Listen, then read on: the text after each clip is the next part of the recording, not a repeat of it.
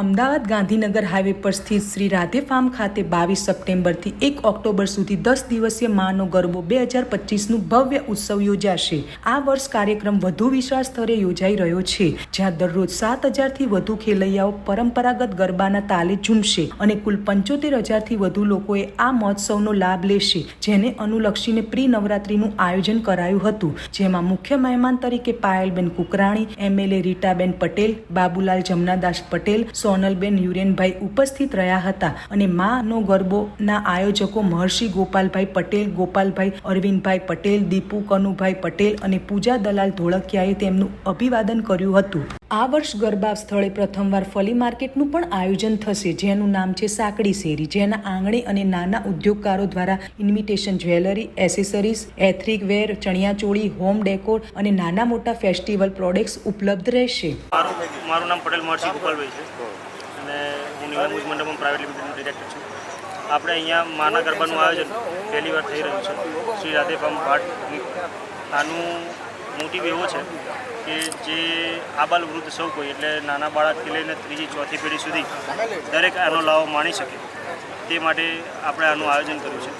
આપણે અહીંની થીમ ગામઠી છે કે જે આજે ચોથી પેઢી ગણાય કે 70 વર્ષ 75 વર્ષ ઉપરના દાદા બા વડીલો ગણાય, એ લોકો પણ એમના આવનારી જનરેશન બીજી ત્રીજી પેઢી એમના પૌત્ર પૌત્રીને આખી થીમ સમજાવી શકે, જોડે ફરી શકે અને હળી મળીને માની શક્તિ આરાધના કરી શકે, એ જ અમારો સાચો હેતુ છે। આ વર્ષે નવરાત્રિ 10 દિવસની છે। 10 દિવસ 10 વિવિધ કલાકારો આવે છે। પહેલા દિવસે મિહિર જાની આવે છે, બીજા દિવસે હિમાલી વ્યાસ નાયકબેન આવે છે, ત્રીજા દિવસે તારિકા જોશી આવે છે, ચોથા દિવસે આરિફ મીર આવે છે, પાંચમા દિવસે દિવાંગ પટેલ આવે છે, છઠ્ઠા દિવસે કમલેશ બારોટ આવે છે, સાતમા દિવસે ખુશ્બુબેન અસોડી આવે છે, આઠમા દિવસે અશિતામી પ્રજાપતિનું આખું બેન્ડ આવે છે, નવમા દિવસે સોનું ચારણબેન આવે છે અને 10મા દિવસે અરવિંદભાઈ વેગડા સાથે મોજ મસ્તી કરીશું।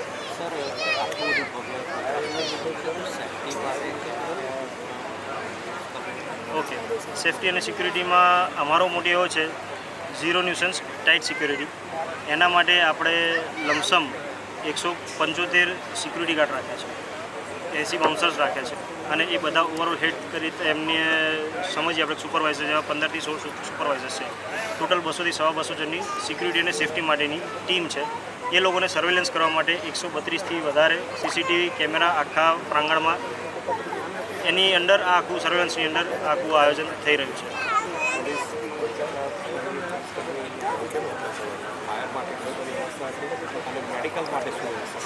મેડિકલ માટે વ્યવસ્થા આ વખતે કોન્સેપ્ટ અમે થોડોક ઉમેર્યો છે કે ગરબા ગ્રાઉન્ડની અંદર જ આપણે પ્રાઇમરી હેલ્થ સેન્ટર બનાવ્યું છે। ના કરે નારાયણને કોઈને પણ એવું આવી જાય છે કે ભાઈ ડિહાઇડ્રેશન થાય છે, કોઈને ચક્કર આવી જાય છે, કોઈ બેભાન થઈ જાય છે, તો એમને પ્રાથમિક સારવાર આપણા ત્યાં જ અહીંયા મળી જાય।